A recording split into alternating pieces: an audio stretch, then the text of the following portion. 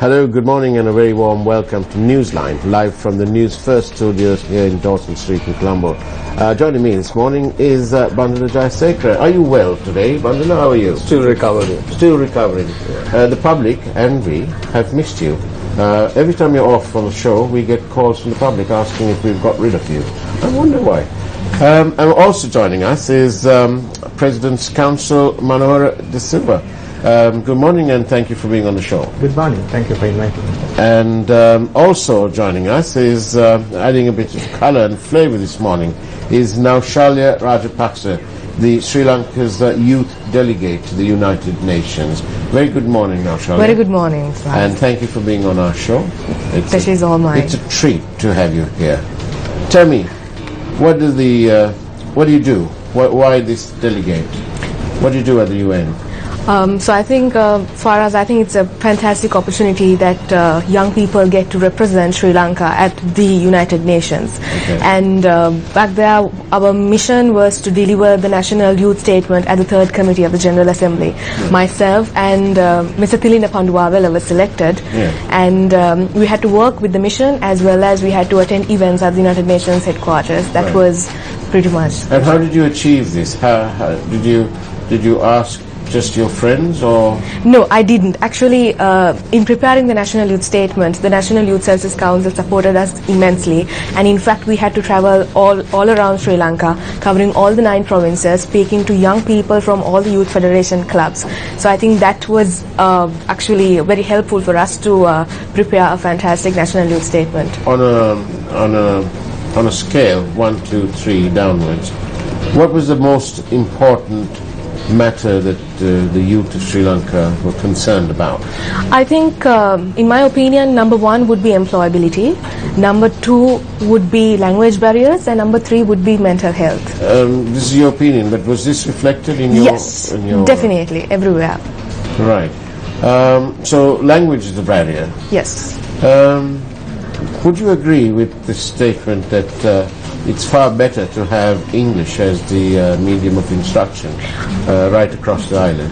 I think I would pretty much agree with it, but I think it's all with the school teachers who are actually teaching. But we have I was in Jaffna a few months ago. All right. And speaking to some youth, they told me it was ever so difficult to get internships in Colombo, and I sort of realized then that their English language skills were not up to the mark. Yes. In fact, nor were their Sinhalese skills. Yes. Youth in the south, where Sinhalese is predominant, have the same problem.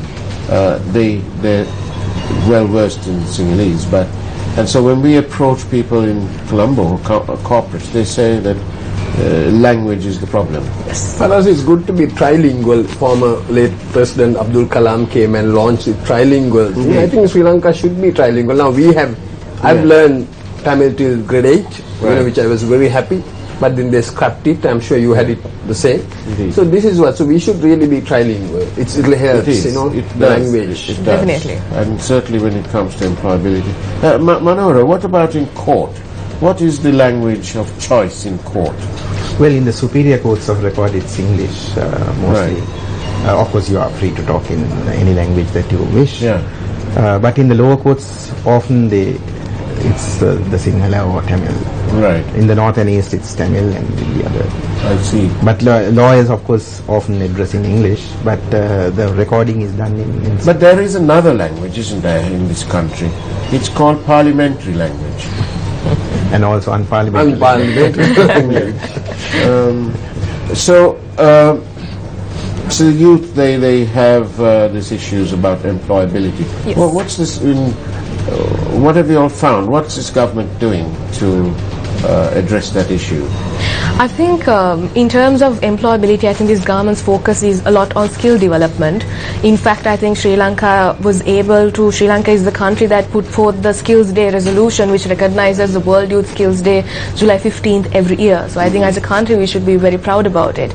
And as a country, we really focus on young people's skill development, and we have institutions all around the island on skill developing. And I think National Youth Services Council itself is playing a huge role in making sure that young people's skill is developed for them to be employable in the working sector. How much of your organization is politicized? National Youth Services Yeah. Council.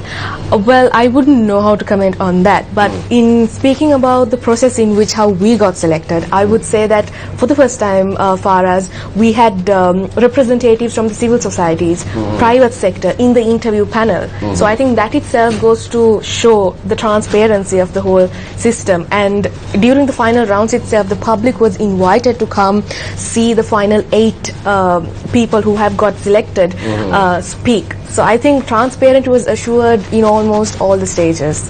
So you follow the current affairs of this country Yes, quite closely then? I would say so. In that case, can you tell me, how do you all view the performance of this government so far? We have a president who's been elected since January. Yes. We have a prime minister who was appointed initially and then let loose on the general public. And he's a minority prime minister. He's been helped out by our wonderful president. But how do you all view it, the youth? Well, I would say, Faraz, that we have existing mechanisms in Sri Lanka for young people. For an example, youth parliament. I think we are one of the proud countries to have a youth parliament. And I think mechanisms are there. There are existing mechanisms, but we just get to take it out, make sure that there is full participation. Are you all fully participating by lobbying members of parliament on these various issues that have affected our country? No, I think that's something that we also need to address, where there are young people and then there are parliamentarians. I think there needs to be a bridge. We need to make a bridge between the two, where they hear what we have to say. But I as well. thought that the youth make all the noise. They do make a noise, but the problem is whether they will take it as a noise or as actual feedback or inputs. What did you feel about the wonderfully bad goings on at Ward Place when all the students were water cannoned and attacked with tear gas and so on? I think the kind of force was unreasonable. In my personal opinion, I think it was quite unreasonable. Seeing the photos, I wasn't physically present at that situation, so I really wouldn't know exactly what went. But looking at the photos that was up in the social media, I would say that it looked quite unreasonable. The force looked quite unreasonable. And excessive. And excessive. You were saying, we were discussing in this Sinhala program, that you are not happy that the foreign national directing our monetary policy, and this is anyway Faraz's favorite subject. I think why is that? Definitely yes, because under our constitution, every public servant, even attorneys at law, have to take an oath that they would abide by the provisions of the constitution and safeguard and protect the provisions of the constitution.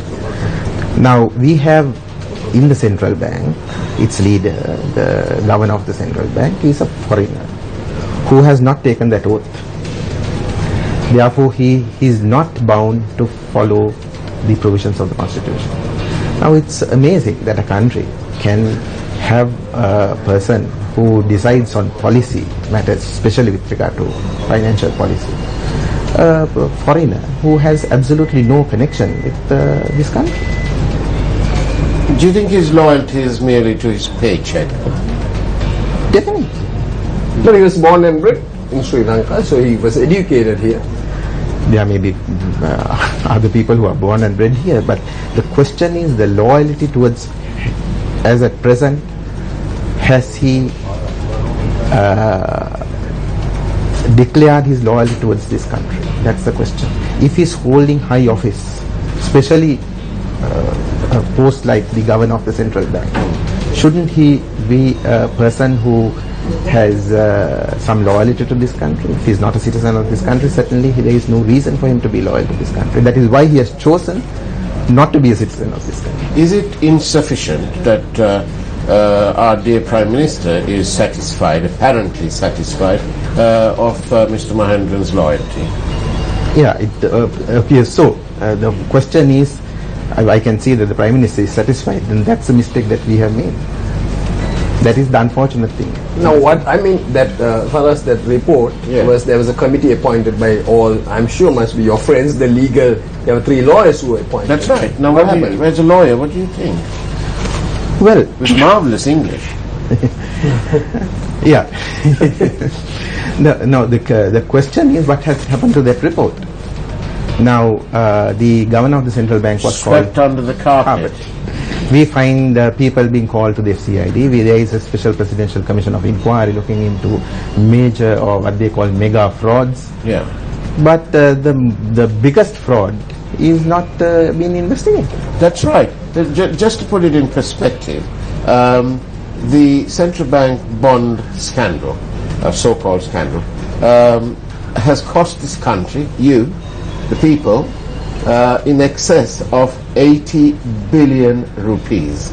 Now, consider that the so-called avant-garde matter, the government is owed almost a mere 1.6 billion, and they're paying that off anyway. So, what's the comparison? The avant-garde matter is about 2 billion, let's say 2 billion rupee dispute going on, and with the central bank bond issue, it's 80 billion rupees, and it's still rising.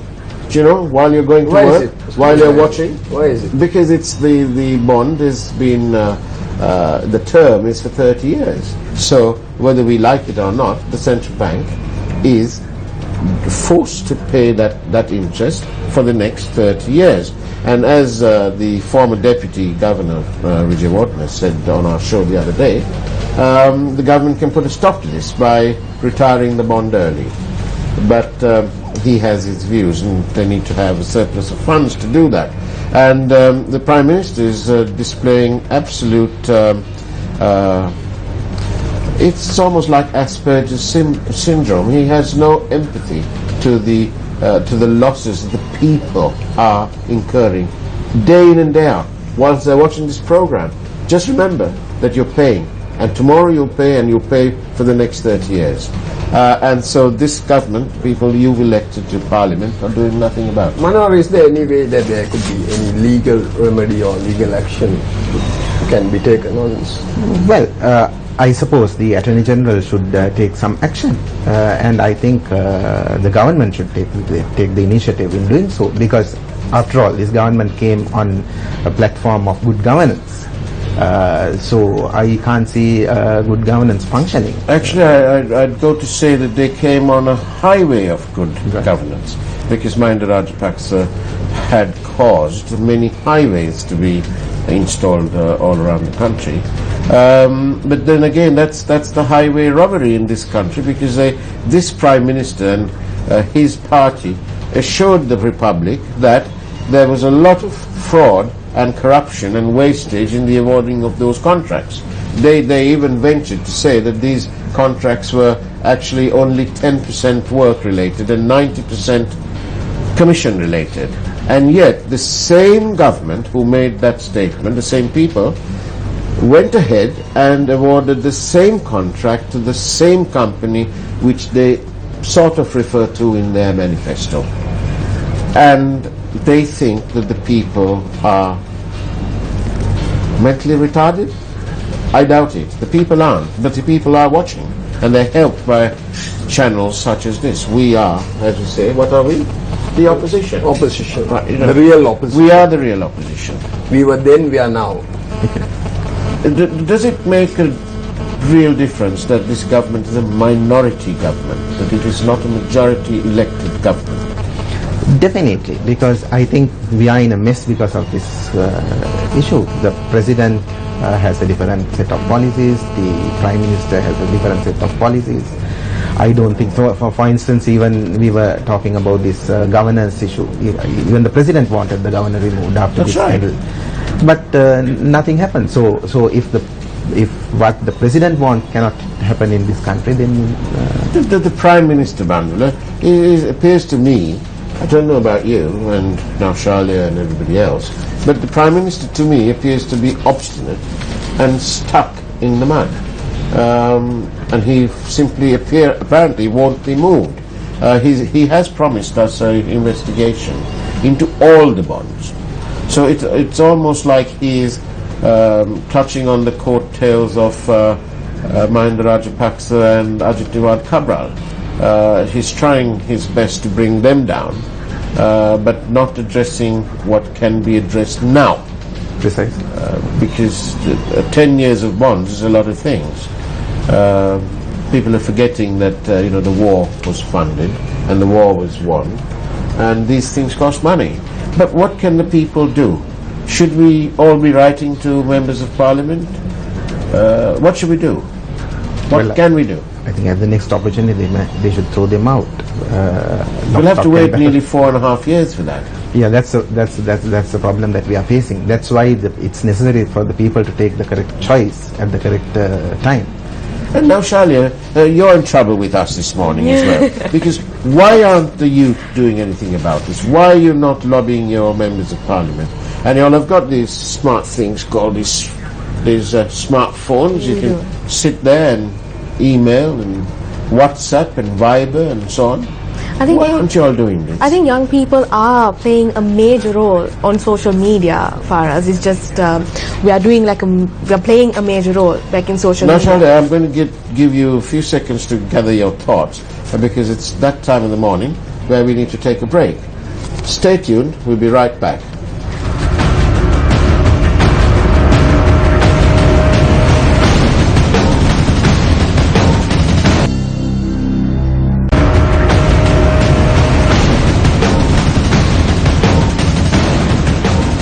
And welcome back to Newsline. Now, Shalia, the youth, why are they not taking these important matters like avant-garde, the central bank bond issue, the highway robbery, the prosecution of the wastage of money? Do you know that the TRC funds 600 million rupees to buy Sil Reddy? They could have, even if there was another Lord Buddha in another life, there'd be enough Sil Reddy for all that and still be left over. The difference, by the way, I got a textile importer to tell me this. You can import Sil Reddy for between 90 US cents and $1.20, okay, per meter is. Now, they have charged around $6. So at the lower end, it's 6 times. And this money was actually, this was in an attempt to influence the voters. It should be important to the youth. It is. It's like money filtering through your fingers. Yes. And why aren't y'all doing this? Why aren't y'all taking these causes up?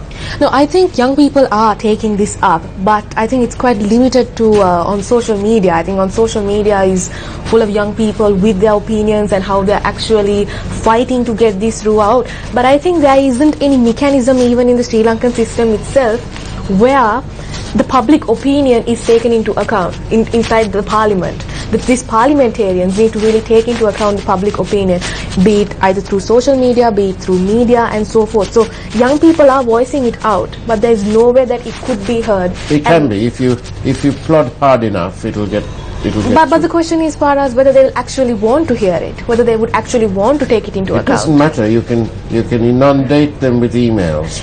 I'm sure people are doing it. I'm sure SMSs. people are doing it, but I think that's the biggest problem, whether they are willing to hear out. Manohar, I've read that the parliament is trying to summon the AG, and the Bar Association has objected to it as a President's Council. What are your views on that? Well, I think it is necessary that the Attorney General should be independent, and even if Parliament is going to interfere with his decisions may be right, his decisions may be wrong. If his decisions are wrong, then he can be brought to court. Any decision that he has taken can be challenged in court, and I don't think it's the function of Parliament to call him and harass him and kind of ridicule him in the public domain, and that's something that we should be doing. If you disagree and if you think that the Attorney General has done something wrong, there is an act also, I think, passed somewhere in 2002, removal of the Attorney General. There is a committee headed by the Chief Justice who can look into any complaint. Without doing that, ridiculing the Attorney General is something that should not. Now, Shalia, why can't you? We have got ministers who are exemplary in voicing concern. And what springs to mind is the actions of Minister Partali Champika Ranawaka and Dr. Rajita Senratna, who have been absolutely vociferous about this avant-garde matter. They have gone, also with the others, Anil Kumar Disanaika is another, and they have plugged this case and they have kept it in focus, and we have seen action. How important is, you see, that's a change. So that's a good example of forcing accountability, because if you go to YouTube and if you type in Champika Ranawaka plus central bank bond issue, you will find a whole lot of stuff about it. Similarly about avant-garde. The resignation, Manora, of Tilak Marapana, it appears that everything, they're trying to just hang it all on him and forget the rest. And it's very important as we see the events in Paris, the tragic events in Paris, and this brings to home the dire need to be fully accountable and responsible for every bit of weapons that are in this country. And here we have a situation that the Sri Lankan Navy, having raided the avant-garde vessel, found some weapons that had no serial numbers. The serial numbers were rubbed off. Now, how are we to know whether any of our weapons have ended up in the Maldives, for example, or in Somalia, or in the ISIS region? We don't know. And that is why it's so essential for accountability to be there. And the Navy have taken these over now, which is a good thing. But we've never been told with any degree of certainty as to what has happened to the weapons that were captured from the LTTE, to the victor, all the spoils of war, indeed. But what has happened to these weapons? Have they been quietly sold off for scrap? Have they all been tipped over the Mahanura into the ocean? What has happened? Do you know anything? Yeah, what do you think, Manohar? Well, I know nothing about these weapons, but if there are credible allegations, then those should be inquired into. It's very worrying, isn't it? Well, how worrying is it to you as a member of the public?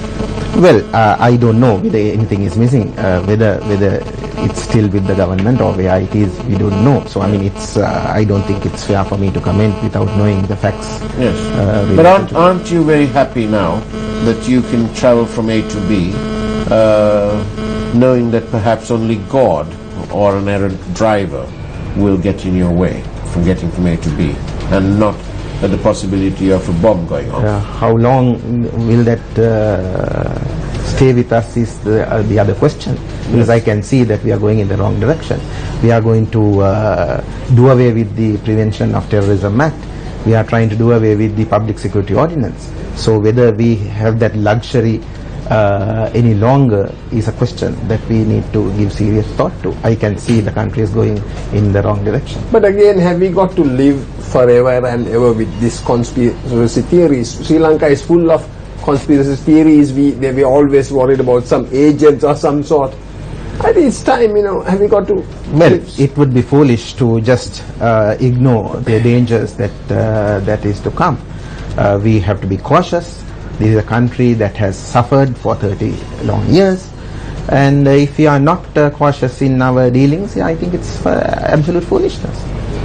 Well, we have a young person with us who's known nothing but war. So that must worry you. Your parents must be very happy now that the war's ended, because when you go to college or school or work now, they know pretty well that unless you've got some other agenda, you'll be home on time. But you were also asking Manohar earlier that that whether about Marapana resigning. That's right. So, as a President's Council? As the President's Council, how do you view his resignation? Well, I think when an allegation is made against him, I think he was right in resigning, because whether the allegation is correct or not is a different matter. But I think he has shown the country that you need to be impartial and do the correct thing. But I think the Prime Minister was very lucky that he was asking the likes of Mr. Marapana to do the right thing, because clearly Mr. Marapana was of that kind of stature that he understood the nuances of doing the right thing. But there are other ministers and who have not who may not be so sensitive as Mr. Yes, or who pretend that they lack an understanding of the English language and perhaps are not aware fully of what the Prime Minister means about doing the right thing. Well, but also for us now, now he can go to court and practice freely, Mr. Marapana. He's more freer than before, right? Definitely, I'm sure he will be happier than rather than being a minister. Definitely, he'll be better off. Was it his resignation? Was it, apart from the doing the right thing, was it wholly necessary for him to resign? Yeah. Well, I suppose that's a personal decision that he has taken. If the entire government, and I think his fellow ministers make the allegation against him, I don't think he can sit in the same cabinet. I mean, you can't have a cabinet, one person making allegations against another cabinet ministers and then continue to function in that capacity. So I think it was quite right for him to have resigned from his post. I didn't think that I'd have cause to remember this, but as you say that, I'm remembering what Honorable Bandranayake said. He said that he didn't wish to be part of this circus of clowns. I really didn't think that I'd quote the Honourable, but that is what it appears to be. It seems to be a circus of clowns. Precisely. And, you know, some of these ministers are still in place. Why don't they all take a lead from Mr. Marapana? They should. Perhaps they could pay him for a consultation and he can explain what doing the right thing means. Precisely.